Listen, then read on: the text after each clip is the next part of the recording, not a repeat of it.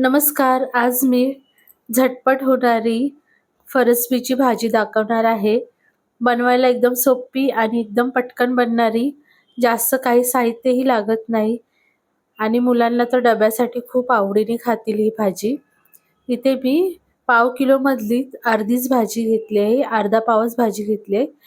याचे शेंडे कापून, दोन्ही साईडची शेंडी कापून अशी बारीक कापून घ्यायची आहे आणि एका पातेल्यामध्ये पाणी गरम करून घ्यायचं. उकळी आली की आपण ही सर्व भाजी घालून घ्यायची. याला आपण 5 मिनिटे उकळून घ्यायचं. यामध्ये थोडंसं मीठ घालायचं चवीसाठी, म्हणजे आपल्याला ती भाजी अशी एकदम पाण्यासारखी लागणार नाही. थोडंसं मीठ घालून याला 5 मिनिटं उकळून घ्यायचं. 5 मिनिटांनी गॅस बंद करून घ्यायची आणि पाणी काढून घ्यायचं. आता एका कढईमध्ये आपण तेल घालून थोडेसे जिरे घालायचे. मी इथे पाव चमचे जिरे घातलेले आहेत आणि 7 ते 8 लसणाच्या पाकळ्या चेचून घालायच्या. यामध्ये कांदा वगैरे काही न घालता ही भाजी खूप अशी छान चविष्ट बनून तयार होते आणि सकाळच्या घाई गडबडीत पटकन बनून तयार होते. रात्री जर आपण कापून ठेवली, सकाळी लगेच बनवू शकतो. इथे मी घरगुती चटणी घातली आहे, म्हणजे घरगुती मसाला. तुम्ही तुमच्याकडे असेल तो घालून घ्या. तुम्ही यामध्ये थोडंसं धणे पावडर, गरम मसाला सुद्धा घालू शकता. इथे मी पाव चमचा हळद घातली आहे. आता यामध्ये आपण पाणी काढून घेतलेलं यातून सर्व फरसबी घालायची.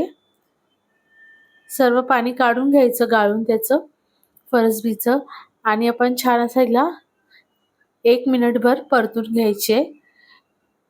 यामध्ये थोडंसं आपल्याला चवीपुरतं मीठ घालायचं आहे. आधी थोडं घातलं आहे, पुन्हा थोडंसं घालायचं, कारण ते पाण्यामधून निघून गेलेलं असतं, म्हणून थोडंसं घालायचं आणि छान अशी परतायची तिला व्यवस्थित आणि झाकून तिला आपण 2 मिनिटे वाफ काढून घ्यायची. म्हणजे सर्व जे मसाले आहेत ते एकदम छान असे एकजीव होतील. आपली फरसबीमध्ये सर्व मसाले ऑब्झर्व होतील. त्याला झाकून आपण 2 मिनिटे वाफ काढून घेतली. 2 मिनिटानंतर बघा किती छान अशी व्यवस्थित भाजी होते. आता यामध्ये आपण शेवटी शेंगदाण्याचा कूट घालायचा आहे.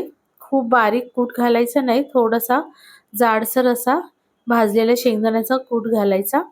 तुम्हाला जर यामध्ये खोबरं वगैरे घालायचं असेल तर तुम्ही खोबरंही घालू शकता, पण असं शेंगदाण्याचा कूट घातल्याने भाजी खूप छान लागते. चपाती बरोबर तर खूप मस्त लागते.